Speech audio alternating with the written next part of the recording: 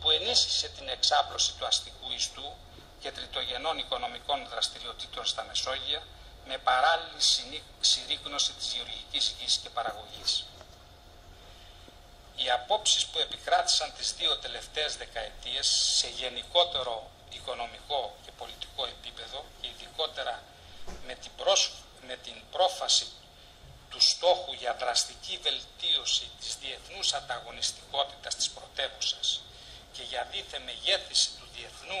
του διεθνή ρόλου της Αθήνας,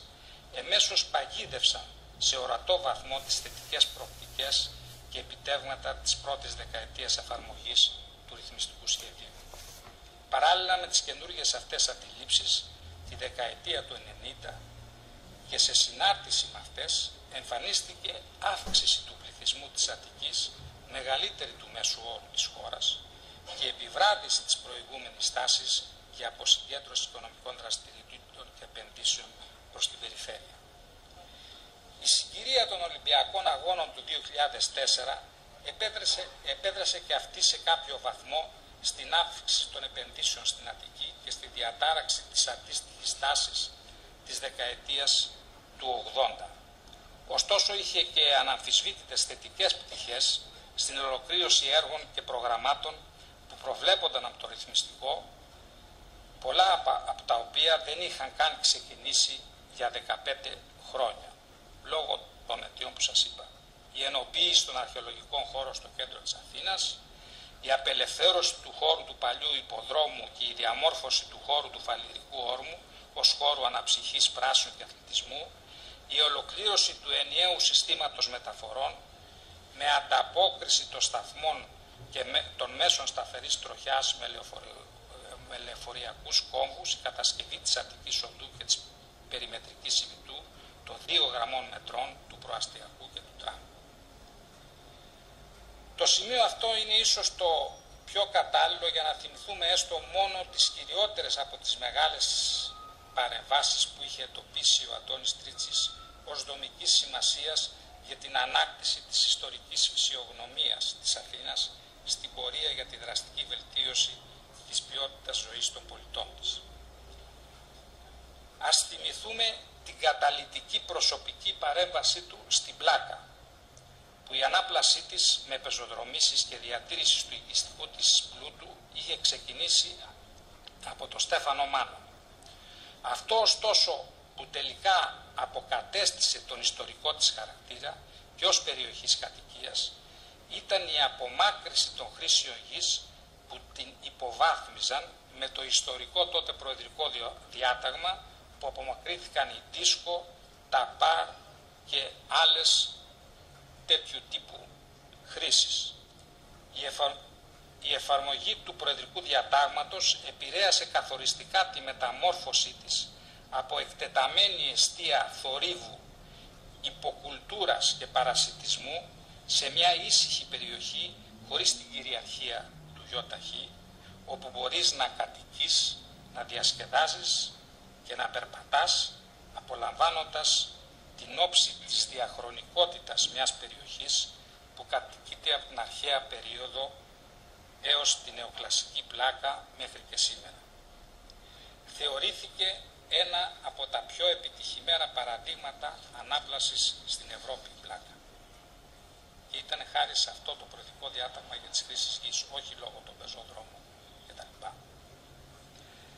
Η ιδέα του για την ανάδειξη της Πανεπιστημίου, του κεντρικού άξονα του σχεδίου του Κλεάνθη, που συγκεντρώνει τα σημαντικότερα ιστορικά κτίρια και μνημεία, αναδύθηκε και πάλι τα 2 τελευταία χρόνια από το ΙΠΕΚΑ, με ορισμένους ωστόσο πολεοδόμους και συγκοινωνιολόγους να προβάλλουν ενστάσεις κυκλοφοριακού χαρακτήρα, αν και είναι φανερό ότι η πραγμάτωση αυτής της μεγάλης παρέμβασης και ιδέας θα συνέβαλε δραστικά στην ανάδειξη της ιστορικής φυσιογνωμίας του κέντρου της Αθήνας. Οι σημαντικές παρεμβάσεις για την ανάδειξη της γειτονιάς του Θησίου και αργότερα του λεγόμενου ιστορικού τριγώνου με την πεζοδρόμηση της Ερμού και τη διαμόρφωση της πλατείας στο Μοναστηράκι, της πλατείας Δημαρχείου, Κοτζιά, και της απόδοσης της περιοχής, όλης της περιοχής του τριγώνου στους πεζούς, με τον αποκλεισμό του ΙΧ, με τις παρεμβάσεις στα Εξάρχεια και στη Νεάπολη, ανέδειξαν το κρυμμένο από τη λέλαπο των συντονιστών δόμησης του 6 της 30ετίας 50-80 πρόσωπο, το κρυμμένο πρόσωπο του ιστορικού κέντρου. Είναι από τη δεκαετία του 80 και μετά που χιλιάδες κτίρια νεοκλασικά και του Μεσοπολέμου έγιναν ορατά στο πολίτη και επισκέπτη της πόλης και αποκαταστάθηκαν στο κέντρο της Αθήνας και του Πειραιά και σε πολλές ιστορικές γειτονιές του Λεκανοπεδίου. Μια άλλη σημαντική παρέμβαση αποτέλεσε η μετάλλαξη παλιών λατομείων του Λεκανοπεδίου από πληγές του Αττικού τοπίου σε εστίες πολιτισμού, αθλητισμού, πρασίνου και αναψυχής, όπως ο χώρος στο Σελεπίτσαρι, στην Νίκαια, το θέατρο της Πέτρας στην Πετρούπολη, το θέατρο των Βράχων και η δημιουργία χώρων αθλητισμού και πρασίνου στα πρώην λατομεία του Βύρωνα. Οι σημαντικές αυτές παρεμβάσεις αποτελούν μόνο ένα μικρό κομμάτι της συνεισφοράς του Αντώνη του Τρίτσι και του ρυθμιστικού του 83 στη δημιουργία συστήματος μεγάλων υπερτοπικών πόλων πράσινου και αναψυχής. Με το πρόγραμμα Αττική SOS, αστικό και περιαστικό πράσινο, που επιχειρήθηκε στο δεύτερο μισό της δεκαετίας του 90 και τα πρώτα χρόνια της δεκαετίας του 2000 με ορίζοντα τους Ολυμπιακούς Αγώνες, υλοποιήθηκε ένα σημαντικό μέρος αυτού του δικτύου σε εφαρμογή του ρυθμιστικού σχεδίου, με την εποπτεία του Οργανισμού της Αθήνας. Και στο σημείο αυτό οφείλω να επισημάνω ένα ακόμα ιδιαίτερα θετικό στοιχείο του ρυθμιστικού του 83. Την αναγκαιότητα που επέβαλε για την ίδρυση και τη λειτουργία του Οργανισμού του Ρυθμιστικού για την προώθηση και παρακολούθηση της εφαρμογής του. Γι' αυτό ήταν αποτελεσματικός σαν Υπουργός, γιατί πέρα από τους νόμους, αυτό που είπε και ο Σταύρος πριν, ας πούμε, είχε πάντα το επόμενο βήμα, ας πούμε, μέχρι που να γίνει πράξη. Εάν λοιπόν αφήνονταν αυτός ο ρόλος σε μια από τις διευθύνσεις ή υπηρεσίες του Υπουργείου, πολύ αμφιβάλλω εάν έστω και αυτό το μικρό ποσοστό που θεωρούν κάποιοι, που εγώ το θεωρώ πολύ μεγαλύτερο, των στόχων για το κατευθύνσιο του ρυθμιστικού που επιτεύχθηκαν αυτά τα χρόνια, θα είχε υλοποιηθεί. Είναι σημαντική η ύπαρξη του Οργανισμού της Αθήνας. Τέλος, να μην σας κουράσω γιατί θα έχετε κουραστεί, πάω στην ανασυγκρότηση της γειτονιάς. Ένα από τα μεγάλα, πιστεύω, υπόθηκε του Αντώνη του Τρίτσι ήταν ότι ο πολεοδομικός σχεδιασμός δεν είναι απλά μια στενή, κλειστή τεχνοκρατική διαδικασία, ένα σχέδιο στα χαρτιά, αλλά ένας ανοιχτός διάλογος με την τοπική κοινότητα. Στη διαμόρφωση των προτάσεων είναι απαραίτητο να μετέχει η ίδια η κοινότητα με τους φορείς της και τις συνελεύσεις των πολιτών στο κύτταρο της πόλης που είναι η γειτονιά και η συνέλευση των πολιτών της. Με αυτή την αντίληψη καθιέρωσε στο 1337 ως κύτταρο του σχεδιασμού της πόλης και του Γενικού Πολεοδομικού Σχεδίου του Δήμου τη γειτονιά. Ένα σημαντικό στόχος του ρυθμιστικού ήταν η ανασυγκρότηση της γειτονιάς, που όπως ρητά αναφέρεται στο άρθρο 15 του νόμου, γίνεται με τη συλλογική δραστηριοποίηση των ίδιων των κατοίκων της και περιλαμβάνει την πολεοδομική, κοινωνική και λειτουργική της αναδιοργάνωση και την περιβαλλοντική της αναβάθμιση, με οργάνωση του κέντρου κάθε γειτονιάς και δημιουργία ενός ενιαίου δικτύου ροής πεζών, πρασίνου, ελεύθερων χώρων καθώς και χώρων κοινωνικού εξοπλισμού. Παράλληλα, μέσα από το σχεδιασμό, οι πολεοδομικές ενότητες γειτονιές σχεδιάζονται με ένα τέτοιο τρόπο ώστε να αποτελούν κατά το δυνατόν κυκλοφοριακές κυψέλες, ώστε να αποφεύγονται ή να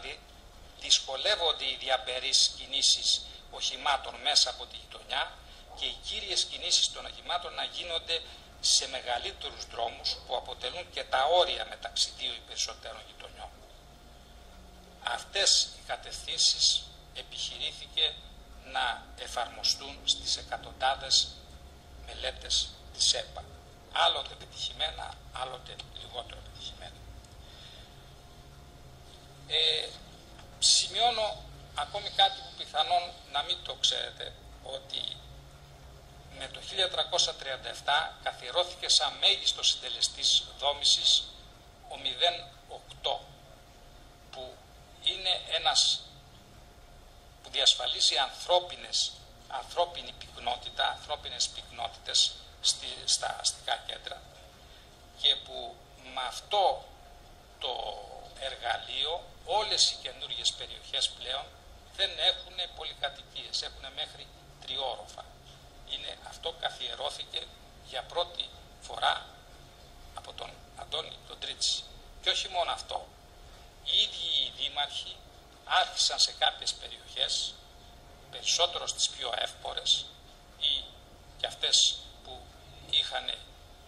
ένα ψηλότερο επίπεδο μόρφωσης, και για πρώτη φορά δήμαρχοι στη δεκαετία του 80 ζητούσαν και πετύχαιναν μειώσεις των συντελεστών δόμησης. Στη Βουλιαγμένη, στην Κηφισιά, στο Χαλάνδρη, στην Αγία Παρασκευή υπάρχουν αρκετοί δήμοι που αυτό ήταν ένα άλλο πρωτοφανές, ας πούμε, στοιχείο, γιατί πάντοτε μέχρι τότε η τοπική ήταν πώς θα αυξηθούν οι συντελεστές. Κλείνοντας αυτή την ομιλία, θέλω συνοψίζοντας να σημειώσω ότι το πνεύμα και οι συγκεκριμένες προτάσεις του ρυθμιστικού του 83, έτσι όπως το συνέλαβε ο Αντώνης ο Τρίτσης, 30 χρόνια μετά εξακολουθούν να είναι επίκαιρες. Ιδιαίτερα σε αυτή τη συγκυρία της οικονομικής και κοινωνικής κρίσης που βιώνουμε. Δεν ήταν μόνο ένα όραμα εκείνων των καιρών. Σε όσους ισχυρίζονται ότι ήταν απλά ένα φιλόδοξο σχέδιο το ρυθμιστικό που υλοποιήθηκε σε πολύ μικρό βαθμό, υπάρχει η λιτή απάντηση ότι από όλους τους νόμους και προγράμματα που αφορούν την ελληνική, πολεοδομική και χωροταξική πραγματικότητα, ο νόμος του ρυθμιστικού του 1337 ήταν αυτοί που είχαν σαφώς το μεγαλύτερο ποσοστό εφαρμογής των κατευθύνσεών τους από κάθε άλλο οικιστικό νόμο μέχρι σήμερα, παρά το γεγονός ότι αυτό το ποσοστό κάθε άλλο παρά μπορεί σήμερα να το δούμε σαν ικανοποιητικό. Σας ευχαριστώ.